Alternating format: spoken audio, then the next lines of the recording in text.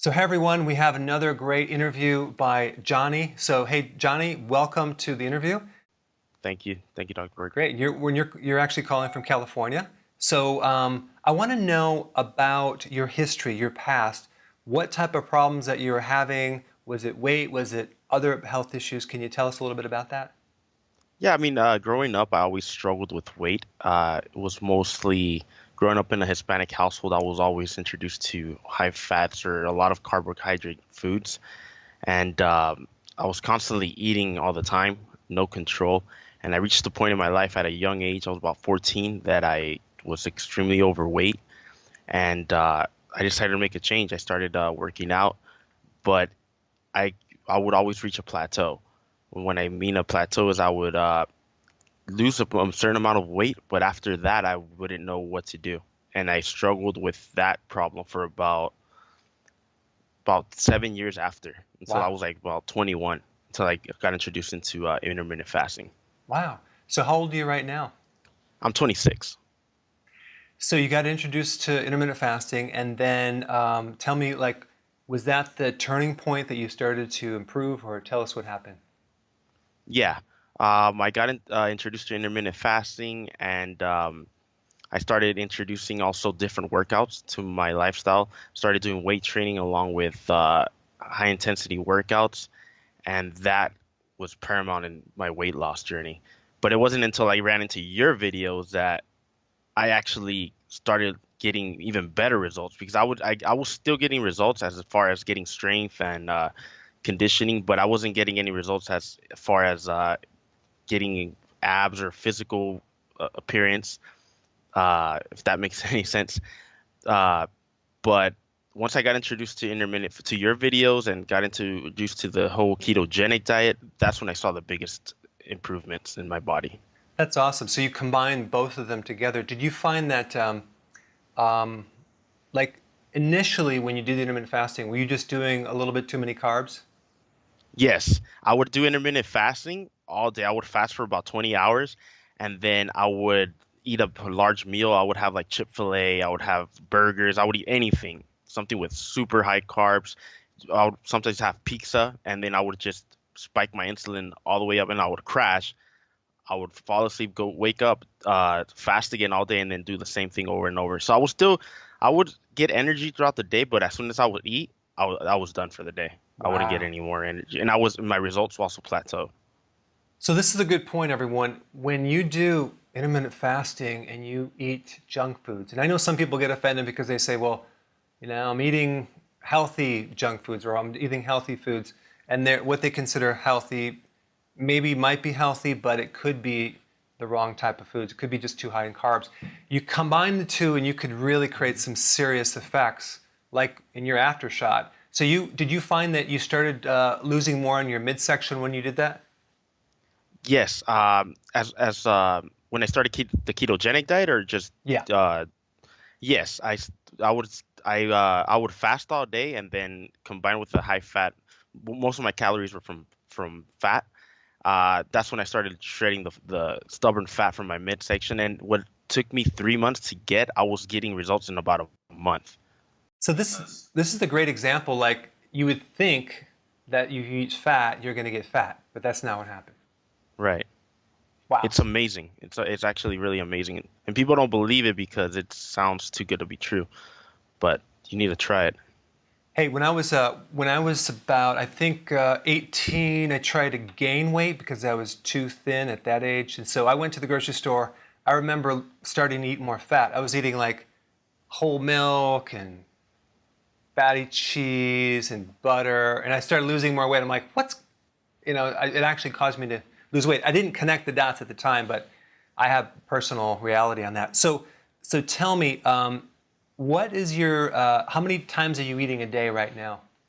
Right now, I'm eating once, twice a day. I'll eat in the morning, Okay. and then I'll eat at the afternoon. I'll do like at 6 in the morning, and then I'll do six in the evening.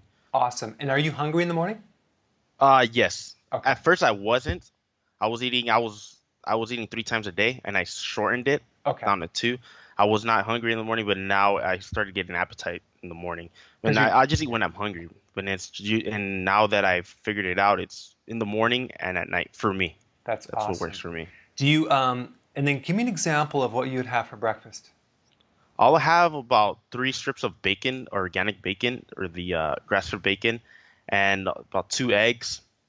And I'll also have a side of ground beef sometimes with avocado. I usually have pretty large meals. I'll have a full of avocado too. So I'll have avocado, ground beef, bacon, and eggs. Wow, that's awesome. And then what do you have for dinner? For dinner, I'll usually do ground beef, sour cream, avocado, and a bit of salsa, like a taco bowl type of thing. Good. Now, do you do any salad with that? I do salads, but I also do. I have your cruciferous foods. I have it here. I don't know Okay. if you can see it, and I supplement with this as well. These are really good. Awesome. Awesome. Yeah, those are some seriously concentrated like garlic, turmeric, and kale, and radish, and everything. Um, Right. so so what your workouts? How many workouts do you do a week? I do about six. I work out 6 times a Okay. week. And then do you switch it up, or is it kind of the same workout?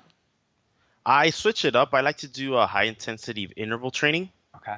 So I'll do some of that at the gym, or sometimes I'll go out for a run, or I'll do cycling, some swimming. I don't like to just stick to one thing. I like to keep my body guessing. That's what works for me. Because if Do I you have? stay at the gym just lifting weights or something, I kind of tend to get bored, Yeah. and that's when I start reaching the plateaus. Yeah. Totally got it. Do you have any personal trainer? Or are you able to push yourself and do it? Fortunately, I am able to push myself, but I do seek other experts whenever the time comes and I need help. Then I go and seek out for That's help. great. That's great. Most people probably need either a class or they need a personal trainer to push them, just because they're never going to push themselves to the degree that they need to push themselves. And then when they do work out, they're sore for like a week and a half. So then they overtrain, they keep working out on top of soreness. And then Right. how long is your workout? I usually keep them between 30 to an hour, 30 minutes Good. to an hour, Awesome. depending. Yes. That's awesome. Now, when you started to get cut and lean, are people like looking at you just like, wow, what are you doing? Are they reacting in any way or? Yes, I get a lot of questions sometimes. Just what kind of diet are you on, or what supplements do I take? How much protein do I drink? Do I drink a lot of protein shakes? The typical, do I eat 10 meals a day? Do I snack in between? And a lot of people are pretty surprised when I tell them I'm doing the ketogenic diet, and they're just shocked pretty much. And they're probably a little confused of like, how could that work? Right, Yeah, right. But I mean, to understand that, you kind of have to know a little bit of physiology to actually understand it and actually do it. A lot of people won't do it. They're just too skeptical about it, in yeah. my opinion. I'll give you one little tiny tip just from working with just so many people. I never, ever, ever, ever, ever tell people like what I'm doing or recommending, just because I'm gonna give them a big word that they're gonna be confused, and then they go blank in their mind. Like everything from that point on is a confusion. Just Right, like if I were to talk to you right now and say, "Hey Johnny, we're gonna take the cyclopentanopropan hydrophenanthrines, and and then we're going to take deep and broad implications of pathogenesis." And like, if I keep going now, you're just going to be like falling asleep. right, So I won't give many big words. I won't even mention ketosis because I don't even know what it is. I won't even mention fasting because they're going to go, what? So I'll say, if you really want to know, go watch the video so they could get all the right, picture. Because I just learned right. like all of a sudden you Exactly. get in a situation where they're like, well, that doesn't make sense because I heard this, and I'm like, yeah, that's the last place I want to go. Right.